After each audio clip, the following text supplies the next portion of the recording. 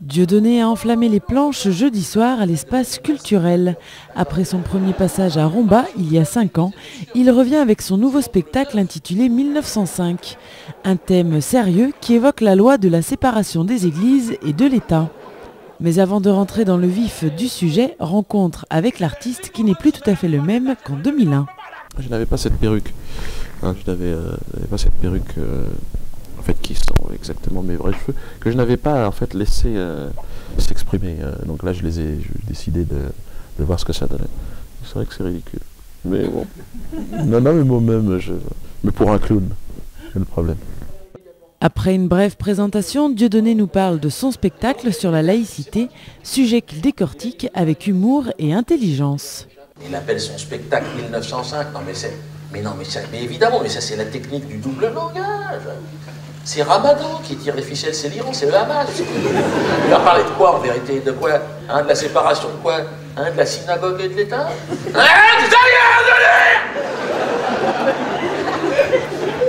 Comprenez pas que ce mec soit de la haine? Il soit de la haine!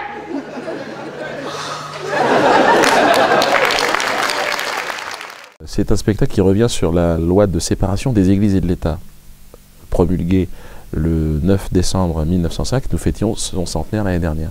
Et en fait, c'est pour moi l'argument pour faire un spectacle, illustrer tout un tas de situations avec des personnages autour de cette laïcité. En ces temps troubles, on est quasiment au bord d'une guerre de religion planétaire, j'ai trouvé intéressant d'utiliser ce stratagème. Alors, pour résumer le spectacle, je dirais qu'il y a un sketch qui le résume bien à lui seul, c'est le sketch de la fin, qui est un sketch où j'interprète un professeur principal d'une classe qui a organisé un débat avec des parents d'élèves pour discuter du port du voile. Et là, on a, en fonction des origines de chacun, un point de vue qui diffère. Et c'est pour ça que tout le monde tire un peu la couverture à lui. Et en fait, voilà, la laïcité, c'est un projet, mais ça n'est certainement pas une réalité. Pour ma part, au risque d'apparaître comme un peu marginal, un peu fantaisiste, je dirais que je suis blanche et chrétienne. Je crois que j'appartiens à une minorité dans cette école. Je dois dire que j'étais extrêmement choqué par ce que je viens d'entendre. Excusez-moi, monsieur Maclouf, mais pour nous, le voile est une marque d'humiliation, monsieur. Eh bien, monsieur, vous avez certainement la vaillance d'un bourricot pour contenter vos 5 femmes. Je n'en doute pas. Mais vous n'aurez pas la vaillance de me convaincre de vos lubies dans votre âge. Vous êtes dans un pays où les femmes se sont battues pour leurs droits, monsieur. Le droit de se faire exploiter, mais avec un minimum de courtoisie.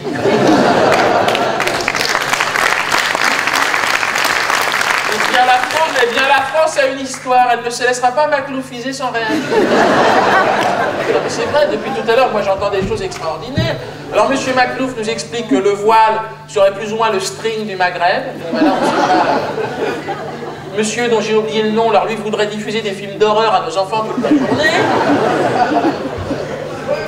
Tout à l'heure, notre ami africain va proposer quoi? Des blattes et des termites à la cantine? Mais monsieur, mais je n'ai rien à dire de ça. Mais c'est certainement très riche en protéines. Mais et le français?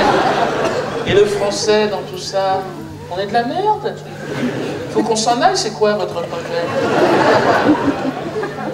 C'est les grandes migrations, les charrettes sur l'autoroute avec les matelas? Et ce qui manque à cette école, je vais vous le dire, c'est une éthique, c'est une morale. La morale chrétienne, je ne vais pas pouvoir dire ce que je pense. Ce sketch sur le port du voile est peut-être le plus représentatif de tous les stéréotypes de la société. Et Dieudonné en fait sa force pour faire crouler la salle de rire. Les spectateurs ont d'ailleurs très bien réagi à cette représentation. Adeptes et fidèles étaient présents pour soutenir leur idole. Quand les gens sont dans la salle, ils rigolent. Non, on va dire, c'est l'image que chacun peut porter. Bon, il est clair que on est dans une société un peu manichéenne où il faut des gentils, des méchants, et de temps en temps on fabrique des méchants. Même le clown peut devenir un méchant. Alors, je suis un petit peu, après avoir été un chevalier de Jedi, je suis devenu Dark Vador. Je me suis laissé attirer par le côté obscur de la Force.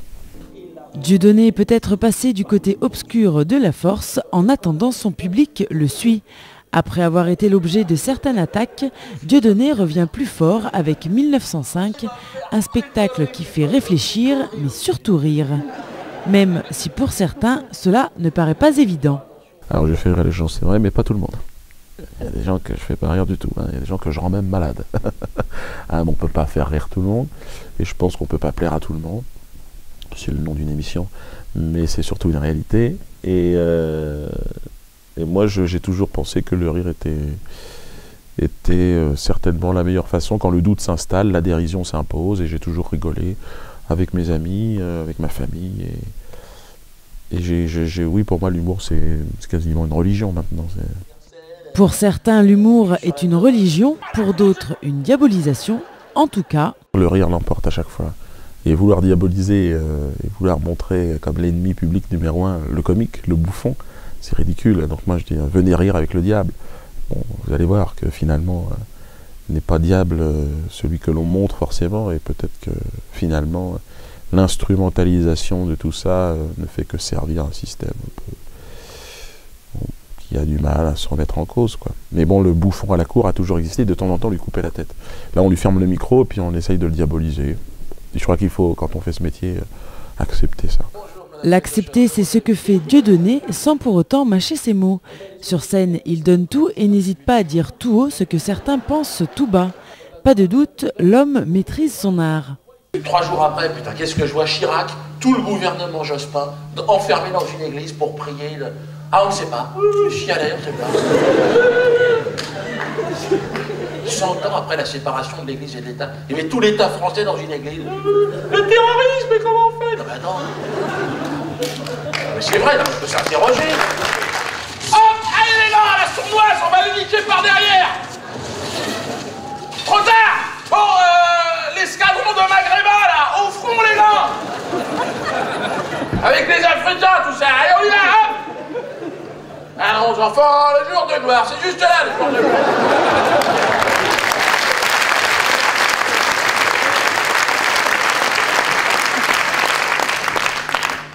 Planque-toi, Didier, tu vas te faire déjeuner.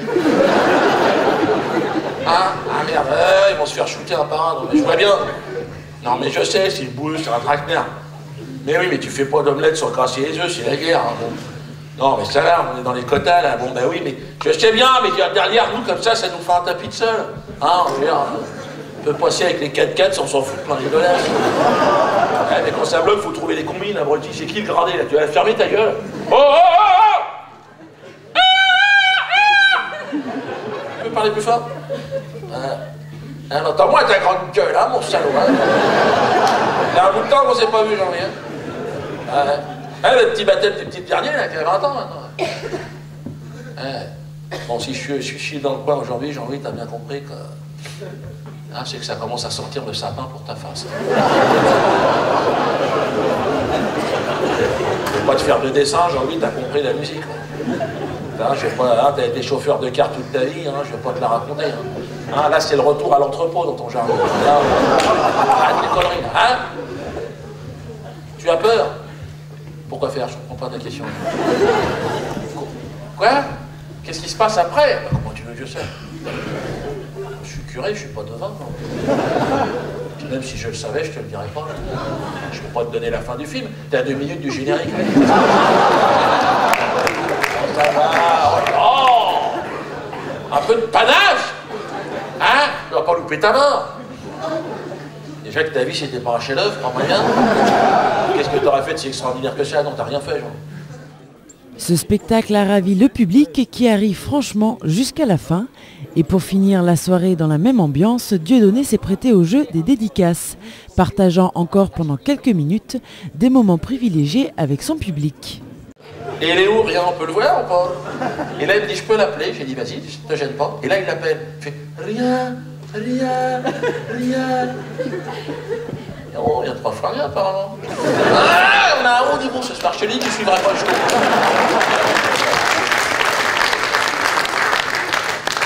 Et donc à un moment donné, à la fin, il me dit, bon ben voilà, je te présente, les gars. Donc là, c'est le grand rien en personne, ça. Là, il n'y a rien, là, t'es au courant, là, ou pas? Non, mais c'est quoi ton projet dans la vie, toi? Quand tu te lèves le matin, c'est quoi, faire chier le monde? C'est quoi ton truc? Tu veux me faire croire en rien? Ça n'a aucun sens. Il faut un petit truc pour croire une arnaque. Je veux dire, non, mais c'est n'importe quoi ton truc, c'est nul. Mais non, mais ou tout. Ah oui, tu m'aurais dit, je représente Dieu, tout, mais rien. Il me dit, oh, tu te plantes parce qu'à la base de tout, il n'y a rien. En tout cas, moi j'ai un mawashi pour ta face. La pâte, elle lève comme ça, et là je te la mets. Peut-être elle va faire comme un peu de biscotte, là tu vas l'entendre. Là ça va faire en rien, là tu vas te voir. Puis il me tend sa carte comme ça, je ne bouge pas. Je prends sa carte, je fais non, mais dégage. Ouais, non, je t'appelle, c'est ça. Ouais. Un crissement de cils, il parle. J'ai à 100 mètres sur la plage. Oh, putain, j'ai couru là, à moins de 10 secondes, je suis sur le 100 mètres. Ouais, 2 minutes, non, mais je vais vite. Voilà. Puis je suis arrivé, je vous raconte ça pourquoi? Parce que tout à l'heure, dans la valise de la tournée, je tombe sur la carte, j'en oublie rien. Ouais, alors je me dis, je vais l'appeler. Ouais, j'aime bien faire le con, des fois je fais le con, ça arrive, tout bon. Donc je l'appelle, mon numéro masqué quand même, je fais gaffe. Top top, ça sonne, ça décroche. Allô? Allô, monsieur rien? Et là, rien. Ah, rien! Pendant 5 minutes, je suis resté avec rien au bout. Bon, après, j'ai raccroché, je ne vais pas le faire chier, là. Et bon, maintenant, c'est pratique pour moi, parce que quand je pense à rien, ben, je l'appelle. Voilà, là, j'ai le numéro.